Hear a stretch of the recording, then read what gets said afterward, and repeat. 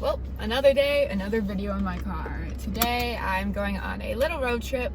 Well, I don't know if you consider it a road trip. I'm driving an hour solely to go to a bookstore in Brenham, Texas. I went to the store when I was like 12, so it's been like 7 or 8 years since I've gone, but I just remembered it being so cute.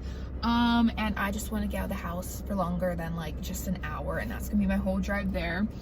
Anyway, so we are going to this cute bookstore, gonna listen to Super Bloom by Mr. Wives, gonna blast on the way there. Hopefully it doesn't rain because I definitely want to drive with the windows down. But yeah, I'm super excited. I'm gonna pick out a lot of cute books, and now I am off to do some book shopping and spend all my money and have fun for like an hour. That's gonna be the entire length of this album, so let's go!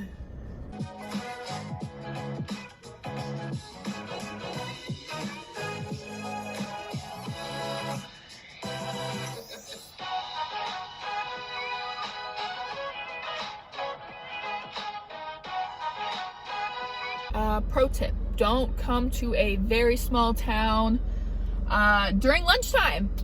I'm parked somewhat nearby. They don't have any signs up front saying only customers can park here, because I'm not in front of the bookstore. I have to walk over there, but hopefully I don't get towed. Fingers crossed. Anyways, yes, I'm finally here. It's been about an hour, and we're gonna go over to the Book Nook, look around, hopefully find some good books. Yeah. Driving around and trying to find parking was a very fun time, as you can tell. But anyways, now I can go on in and look around at books and just pray to God that I don't get towed. So, send out the good vibes that when I return to my car, it's still here and I don't have a ticket, or that it's towed. Because like I said, there's no sign saying customer only. So I'm gonna take what I can get with it, you know? I don't know. Anyways, let's go in.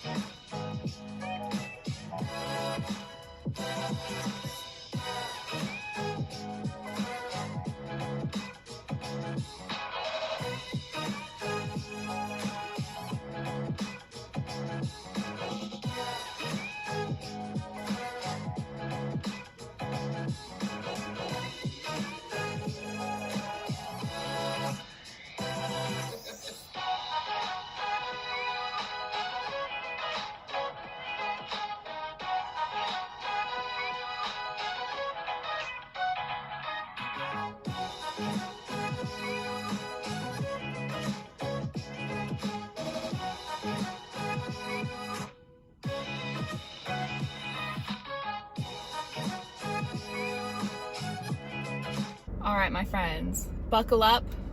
As you see, my car is still here. I think there are a lot more cars parked here now. So anyways, buckle up because I just spent $85 and got, I don't know how many books. I think 7 or 8 books, possibly more.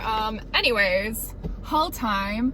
I didn't really have a budget for myself today. But after I picked up like 3 or 4 books, I checked my bank account and put my budget at $85, and with tax, I was like right under it, so I'm very proud of myself. And that store was so cute. I loved it. I spent like at least 50 minutes in there, probably would have been longer, but then I would have spent more money. Anyways, absolutely adored this bookstore. It was so cute. As you can see from some of the clips and stuff, I was just in love. So 3 of the books I got are part of series. It's not the entire series. There's still 2 more books in it. and they had all of them, but I just decided not to get all of them today. So I got the first 3 books in the Lunar Chronicles.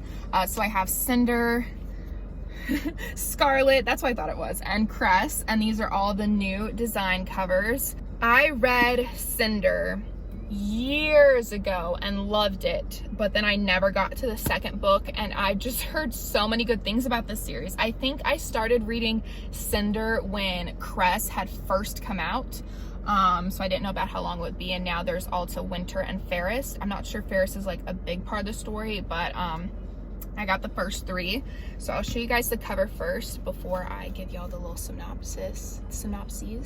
Look at how pretty that is. And then we've got Scarlet, and then Cress. These designs are absolutely gorgeous, and these were $11 each. So I decided to go ahead and just get the first 3. I was just gonna get the first 2, but why not go for 3? So Cinder. Even in the future, the story begins with once upon a time. Humans and androids crowd the... We're starting off with a big word that I don't know. The busy streets. I'm gonna say the busy streets of New Beijing. I said that wrong. I said that so wrong. A deadly plague ravages the population. From space, a ruthless lunar people watch, waiting to make their move. No one knows that Earth's fate hinges on one girl. 16-year-old Cinder, a gifted mechanic, is a cyborg. She's a second-class citizen with a mysterious past and is rivaled by her stepmother. But when her life becomes intertwined with the handsome Prince Kai's, she suddenly finds herself at the center of an intergalactic struggle and a forbidden attraction. Caught between duty and freedom, loyalty and betrayal, she must uncover secrets about her past in order to protect her world's future. Because there's something unusual about Cinder, something that others would kill for. I have like 1 or 2 memories from this book. Can't tell you anything about it besides that. I don't remember much. I do remember really liking it though. I have heard that this one's a little bit of a drag. Halfway around the world, Scarlet, I'm not gonna be able to say that last name again. Scarlet's grandmother is missing. When Scarlet encounters Wolf, a street fighter who may have information about her grandmother's whereabouts, she is loath to trust this stranger. But is inexplicably drawn to him, and he to her. As Scarlet and Wolf unravel one mystery, they encounter another when they meet Cinder. Now all of them must stay one step ahead of the vicious lunar queen Levana, who will do anything for the who will do anything for the handsome Prince Kai to become her husband, her king, her prisoner. Cress, having risked everything to warn Cinder of Queen Levana's evil plan, has a slight problem. She's been imprisoned on a satellite since childhood and has only ever had her net screens as company. All that screen time has made Cress an excellent hacker. Unfortunately, she just received orders from Queen Levana to track down Cinder and her handsome accomplice. When a daring rescue of Cress involving Cinder, Captain Thorn, Scarlet, and Wolf goes awry, the group is separated. Cress finally has her freedom, but it comes at a high price. Meanwhile, Queen Levana will let nothing prevent her marriage to Emperor Kai. It went from prince to emperor. And I don't know, I guess that'll happen at some point. And Cress, Scarlet, and Cinder may not have signed up to save the world, but they may be the only hope the world has. So all of these sound just absolutely fantastic. I have the first 3, and at some point I will get the other 2 so I can finish it off. So I have A Song Below Water by Bethany C. Morrow. I've had this on my list for ages, for like a year now, so I'm super excited for this one. So it's a captivating fantasy for today's readers. Bethany C. Morrow's debut YA novel, A Song Below Water, is about 2 sisters discovering their magical identities against the challenges of misogynoir. Again, I can't say words out loud. I will put the words on the screen. My phone is probably overheating right now. Super great book. Can't wait to read about mermaids. And look at how beautiful this cover is. This cover is absolutely gorgeous. Thank you to Alex Cabell for designing it. Anyways, I'm gonna try and do speed round. Next one we have Of Curses and Kisses. This one was like $8, that's why I got it. It's also a romance. Speed read time. For Princess Jaya Rao, Nothing is more important than family. When the loathsome Emerson clan steps up their centuries-old feud to target Jaya's little sister, nothing will keep Jaya from exacting her revenge. Then Jaya finds out she'll be attending the same elite boarding school as Gray Emerson, and it feels like this is an opportunity of a lifetime. She knows what she must do, make Gray fall in love with her and then break his heart. But much to Jaya's annoyance, Gray's brooding demeanor and blue eyes have drawn her in. There's simply no way she and her sworn enemy could find their fairy tale ending, right? His lordship, Gray Emerson, is a misanthrope. They gotta stop putting big words in these things. I can't say words out loud on the screen. There we go. Thanks to an ancient curse by a matriarch. Hi, I had that one, matriarch. Gray knows he's doomed once he turns 18. Sequestered away in the mountains at Saint Rosetta's Academy, he's lived an isolated existence until Jaya Rao, I can't say her last name for the life of me, I apologize, bursts into his life. Sparkling and elegant, Jaya is unlike anyone Gray has ever met. Still, he can't shake the feeling that she's hiding something. Something that may have something that might just have to do with the rose-shaped ruby pendant around her neck. As the stars conspire to keep them apart, Jaya and Gray grapple with questions of love, loyalty, and whether it's possible to write your own happy ending. Romance with struggles. We love to see it. Next, so this is the sequel to One of Us is Lying, which I absolutely loved. It was so good, and this one was on sale for only $11, so I saved money. A ton of copycat gossip apps have popped up since Simon died, but in the years since the Bayview 4 were cleared of his shocking death, no one's been able to fill the gossip void quite like he could. The problem is no one has the facts. Until now. This time it's not an app though, it's a game. Truth or dare. Phoebe's the first target. If you choose not to play, it's a truth, and hers is dark. And then comes Maeve, and she should know better. Always choose a dare. By the time Knox is about to be tagged, things have gotten dangerous, and the dares have become deadly. And if Maeve learned anything from Bronwyn last year, it's that you can't count on the police for help or protection. Simon's gone, but someone's determined to keep his legacy alive at Bayview High. And this time, there's a whole new set of rules. So the only character that I think is repeated is Maeve, who is Bronwyn's younger sister, who is in the first one.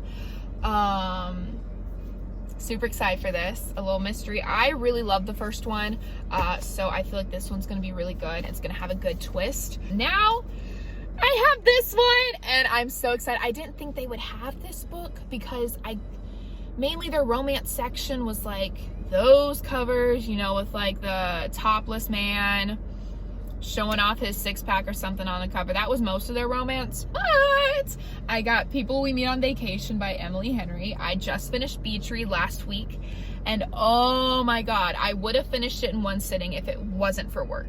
I did have to go to work, but at work I couldn't stop thinking about it. It was so good, so of course I had to get her other book, another one I've heard great things about. So here we have Two Best Friends, 10 Summer Trips, One Last Chance to Fall in Love. Poppy and Alex and Poppy. They have nothing in common. She's a wild child, he wears khakis. She has insatiable wanderlust. He prefers to stay at home with the book.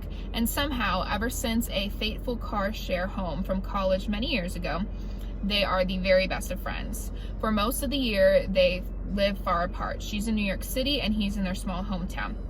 But every summer for a decade, they had taken one glorious week of vacation together, until 2 years ago when they ruined everything. They haven't spoken since.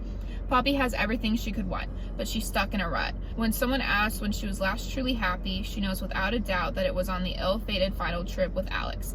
And so she decides to convince her best friend to take one more vacation together, lay everything on the table, make it right.